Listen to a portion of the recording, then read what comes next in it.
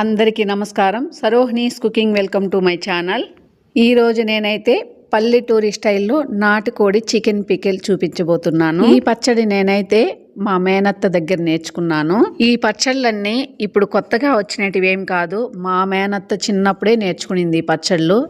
ఆవిడైతే order ఇచ్చిన వాళ్ళందరికీ ఇలా తయారు చేసి ఇస్తూ ఉంటుంది. చాలా రకాలుగా చేస్తూ ఉంటుంది. ఇందులో ఒక రకం ఇప్పుడు మీకు చూపించబోతున్నాను. ఇప్పుడు చాలామంది బాయిలర్ చికెన్తో చేస్తున్నారు.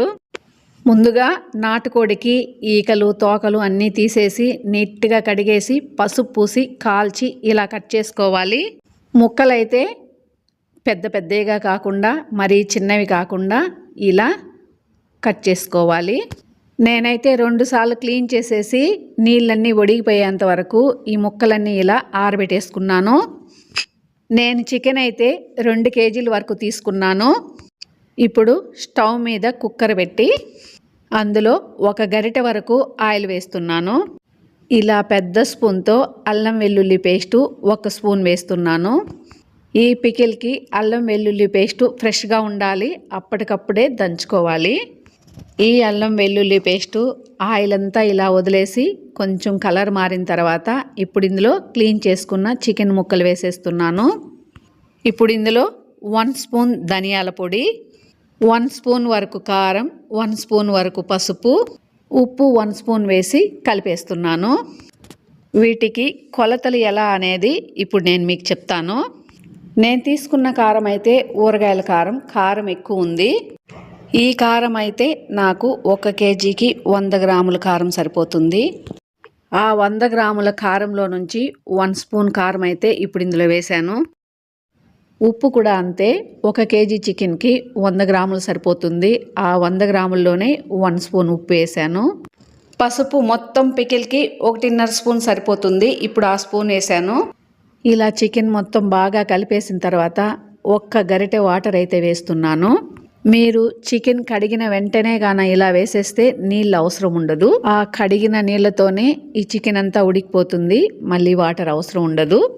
మూత పెట్టేసి ఈ చికెన్ 80% ఉడికించుకోవాలి. ఒకవేళ చికెన్ ఉడికిన తర్వాత ఇందులో ఏవైనా వాటర్ ఉంటే మూత తీసేసి మళ్ళీ స్టవ్ మీద ఆ వాటర్ అంతా ఇంకిపోయే వరకు అయితే ఉడికించుకోవచ్చు. చికెన్ అయితే కరెక్ట్గా ఉడికిపోయేసింది. నాకు వాటర్ కూడా కరెక్ట్గా సరిపోయింది. స్టవ్ మీద పాన్ పెట్టి అందులో ఆయిల్ అయితే వేస్తున్నాను. ఇక మీకు ఆయిల్ కొలత అయితే 1 కేజీ చికెన్కి 300 ml అయితే సరిపోతుంది ఆయిల్. అదే 2 కేజీల చికెన్కి అయితే 3/4 లీటర్ ఆయిల్ పడుతుంది.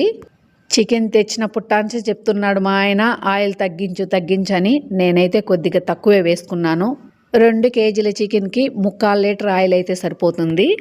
ఉడికించిన ముక్కలన్నీ ఇలా ఆయిల్లో వేసి ఫ్రై చేసేస్తున్నాను.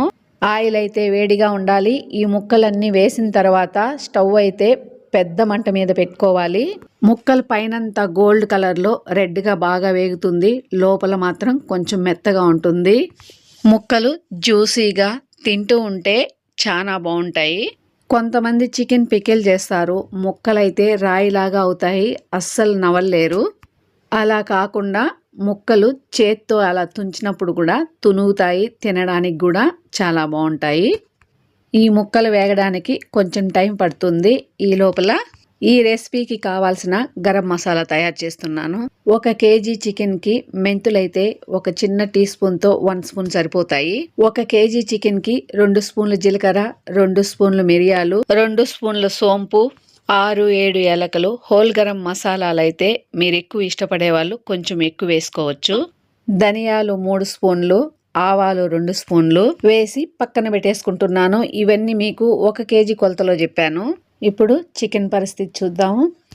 అదే మా అత్తమ్మ ఈ పికిల్కి గరం మసాలా ఎలా చేస్తారు తెలుసా? ఆవిడ ఎప్పుడు మటను చికెన్ పచ్చళ్ళు ఎక్కువ పడుతూ ఉంటారు. ఆమె ఎలా చేస్తుందో ఇప్పుడు మీకు చెప్తాను. 1 కేజీ ధనియాలు తీసుకుంటుంది, 1/4 కేజీ వరకు జీలకర్ర, 1/4 కేజీ ఆవాలు, 100 గ్రాముల మిరియాలు, సోంపు 100 గ్రాములు, గసగసాలు 1/4 కేజీ, దాల్చిన చెక్క 100 గ్రాములు, లవంగాలు 100 గ్రాములు, ఏలకలు 10 గ్రాములు, జాపత్రి, బిర్యానీ ఆకు, ఇక మిగతా హోల్ గరం మసాలాలన్నీ 100 గ్రాముల వరకు వేస్తుంది. ఆమెకి ఈ నాన్ వెజ్ పికిళ్ళు ఎక్కువ ఆర్డర్ వస్తూ ఉంటాయి కాబట్టి ఇవన్నీ లైట్గా వేయించుకొని మిషన్కి పంపించి ఆ పౌడర్ని భద్రంగా ప్యాక్ చేసి పెట్టుకుంటుంది. 1 కేజీ చికెన్కి 100 గ్రాముల పౌడర్ వేస్తుంది. కొందరు ఆర్డర్ ఇచ్చేటప్పుడే చెప్తారు మాకు కొంచెం స్పైసీ ఎక్కువ ఉండాలని. అప్పుడు 2 స్పూన్లు 3 స్పూన్లు ఎక్కువ వేస్తూ ఉంటుంది ఆ పౌడరు. ఈ ముక్కలన్నీ కరెక్ట్గా వేగిపోయాయి, పైనంతా గోల్డ్ కలర్లోకి వచ్చేసాయి. ఇప్పుడు ఇవన్నీ ఒక బౌల్లోకి తీసేసుకుంటున్నాను. ఈ వేయించుకున్న ఆయిల్లోనే పికిల్ మొత్తం రెడీ అయిపోతుంది. ఇక మిగిలిన ముక్కలన్నీ ఇలాగే వేయించుకోవాలి. ఆయిల్ చూసారా ఎంత వేడిగా ఉంది, అలా వేడిగానే ఉండాలి. ఇప్పుడు ముందు వేయించుకున్న ముక్కలు చూడండి, ఒక చేత్తోనే ఇలా అంటే అంత గట్టిగా లేవు చూడండి. లోపలంతా వైట్గా ఉన్నాయి, పైనంతా ఇలా గోల్డ్ కలర్లోకి వచ్చేసాయి. ఈ మాత్రం సరిపోతుంది. ఇప్పుడు ముందుగా రెడీ చేసుకున్న హోల్ గరం మసాలాలన్నీ సన్న మంట మీద ఇలా వేయించుకోవాలి. ఇండియాలో ఉన్న వాళ్ళైతే 2 స్పూన్లు ఇందులో గసగసాలు కూడా వేయింది, టేస్ట్ చాలా బాగుంటుంది. మాకైతే గసగసాలు ఇక్కడ దొరకవు, అందుకే నేను వేయలేదు. ఇవి చల్లారిన తర్వాత మిక్సీ పట్టుకొని ఆ పౌడర్ పక్కన పెట్టేసుకుంటున్నాను. చికెన్ ముక్కలన్నీ ఇలాగైతే రెడీ అయిపోయాయి. ఇప్పుడు ఆ మిగిలిన ఆయిల్లోనే ఇప్పుడు ఈ ఆయిల్లో అల్లం వెల్లుల్లి పేస్ట్ వేస్తున్నాను. ఇక అల్లం వెల్లుల్లి పేస్ట్ కొలతలైతే అల్లం 100 గ్రాములు, వెల్లుల్లి 100 గ్రాములు నేను ఇలా మెత్తగా పేస్ట్ చేసుకున్నాను. నేను 2 కేజీలు చికెన్ తీసుకున్నాను కాబట్టి అల్లం 100 గ్రాములు, వెల్లుల్లి 100 గ్రాములు తీసుకున్నాను. అదే 1 కేజీ చికెన్కి అయితే అల్లం 50 గ్రాములు తీసుకోండి, వెల్లుల్లి 50 గ్రాములు తీసుకోండి. అల్లం కన్నా వెల్లుల్లి కొంచెం ఎక్కువ ఉంటే చాలా బాగుంటుంది కాబట్టి 50 గ్రాముల కన్నా 1-2 గడ్డలు ఎక్కువే వేసుకోండి వెల్లుల్లి. అల్లం వెల్లుల్లి పేస్ట్ వేగిపోయిన తర్వాత ఇప్పుడు ముందుగా వేయించుకున్న ముక్కలు కూడా ఇందులో వేసి కలిపేస్తున్నాను. కడిగి తేమ లేకుండా ఆరబెట్టిన 1 గుప్పెడి కరివేపాకు, వెల్లుల్లి గడ్డలైతే 2 వరకు తీసుకున్నాను. ఇలా కొద్దిగా కట్ చేసి అవి కూడా వేసి కలిపేశాను. ఇప్పుడన్నీ 1 నిమిషం పాటు వేగిన తర్వాత ఉప్పు ముందుగా చెప్పాను కదా, 100 గ్రాములు ఉప్పు అయితే ఫస్ట్ ఉడికించినప్పుడు కొద్దిగా వేసాము. ఇక మిగిలిన కల్లుప్పు అయితే మిక్సీ పట్టుకున్నాను, అది కూడా ఇందులో వేసి కలిపేశాను. ఎటువంటి పికిల్కైనా సాల్ట్ వేయకూడదు, కల్లుప్పే వేయాలి. 1 కేజీ చికెన్కి 2 స్పూన్ల ఇంగువ అయితే సరిపోతుంది. ఇప్పుడు ఇందులో ఇంగువ కూడా వేసి కలిపేశాను.